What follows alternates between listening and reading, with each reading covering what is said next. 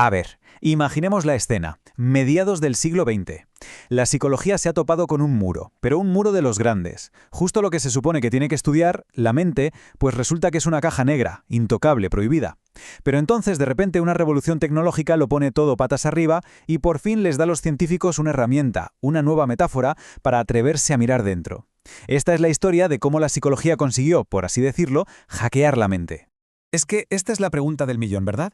Si la ciencia se basa en observar, ¿cómo demonios se estudia algo que no se puede ver, algo inobservable?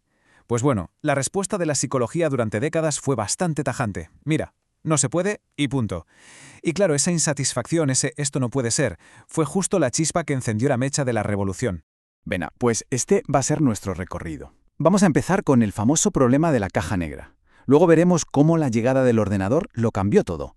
Nos meteremos de lleno en las ideas del cognitivismo. Veremos también sus grietas, por así decirlo. Y de ahí saltaremos al conexionismo, que ya nos deja en la puerta de la ciencia cognitiva de hoy en día. Muy bien, pues empecemos por el principio. ¿Qué había antes de toda esta revolución? Pues dominaba el conductismo. Y para los conductistas, la psicología tenía que ser una ciencia de lo que se ve, del comportamiento observable. Y ya está. La mente era, pues eso, una variable que no importaba, una caja negra que era mejor ni tocar. Y aquí, en este cuadro, el contraste es que es brutal. Por un lado, el conductismo. Estímulo que entra, respuesta que sale. Fin. Lo que pasa en medio, en esa famosa caja negra, pues como si no existiera. Se ignora por completo. Y por otro lado, el cognitivismo, que llega y dice, un momento, ¿cómo que se ignora? Si lo que pasa ahí dentro no es que sea importante, es que es el meollo de la cuestión.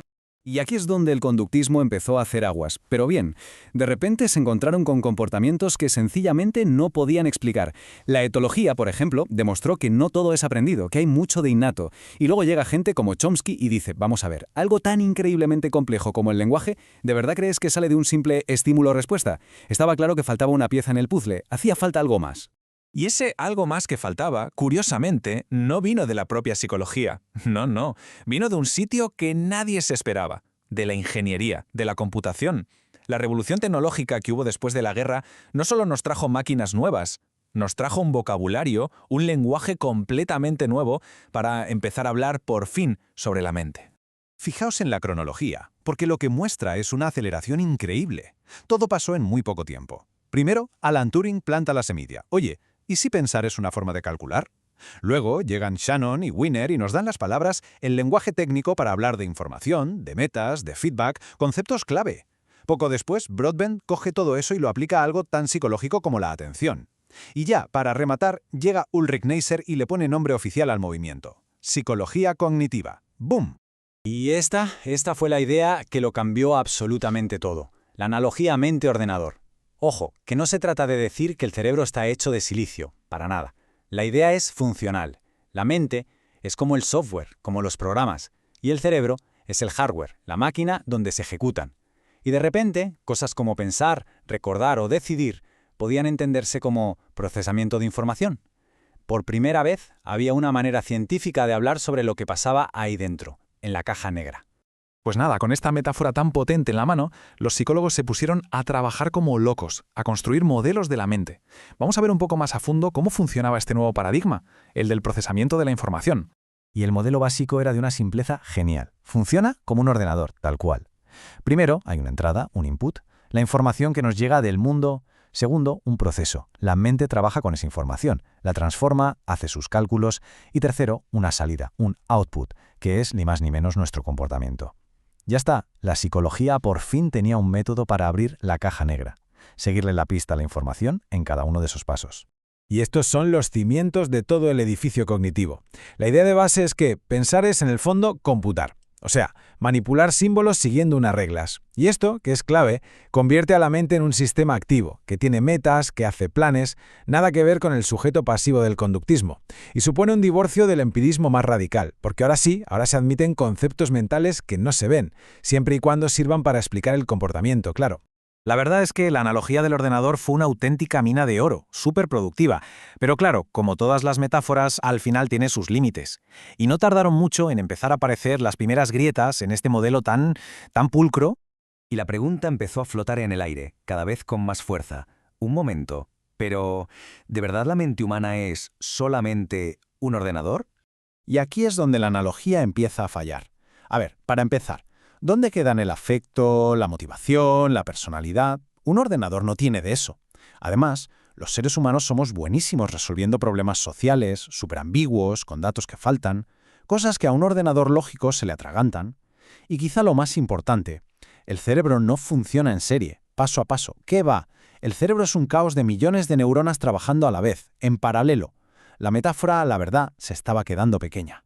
Y por si fuera poco, filósofos como Searle y Dreyfus lanzaron una crítica demoledora. Vinieron a decir que hay una parte fundamental de nuestra mente, eso que llamaron el trasfondo, que es como un conocimiento intuitivo, un saber hacer las cosas, que simple y llanamente no se puede meter en un programa de ordenador. No se puede reducir a reglas y símbolos. Y con eso, quedó claro, el modelo computacional simplemente no lo podía explicar todo. Vale, si la metáfora del ordenador tiene problemas, sobre todo porque no se parece a cómo funciona el cerebro de verdad, la solución parece casi obvia, ¿no? Pues, ¿por qué no nos inspiramos directamente en el propio cerebro? Y así es como entramos en la siguiente fase, el conexionismo. Y esta es la idea que da luz al conexionismo. La propuesta es, vale, olvidémonos del ordenador por un momento. Y si la mente no es un único procesador central, sino que se parece más a lo que es el cerebro, una red gigantesca, interconectada, de millones de neuronas. Este cuadro resume a la perfección el debate. Pasamos de un modelo, el del ordenador, que procesa las cosas en fila, una detrás de otra, a un modelo, el del cerebro, que lo hace todo a la vez, en paralelo. El conocimiento ya no está en reglas escritas en un programa, sino en la fuerza que tienen las conexiones entre las neuronas. Pasamos, en resumen, de la lógica a la estadística, de programar un sistema a dejar que aprenda por experiencia. Es un giro de 180 grados. ¿Y esto qué significa en la práctica? Pues que el conocimiento ya no es un archivo guardado en una carpeta, no. Es un patrón de activación que se extiende por toda la red neuronal. El sistema no sigue instrucciones, aprende. Se va ajustando solo, según sus aciertos y errores. Es un modelo mucho más vivo, más dinámico, y sobre todo mucho más parecido a cómo funciona de verdad un cerebro. Y llegados a este punto, la pregunta es inevitable. Entonces, ¿quién ganó? ¿El equipo ordenador o el equipo cerebro? Pues la respuesta hoy en día es que no había que ganar. No era una pelea a muerte. Resulta que ambos modelos son útiles, pero para explicar cosas distintas. Y esta cita de Crespo lo resume de maravilla. Justo en esas situaciones donde las reglas no están claras, donde todo es un poco vago o hay que tirar de intuición, ahí es donde los sistemas conexionistas, los que se parecen al cerebro, demuestran que son los reyes.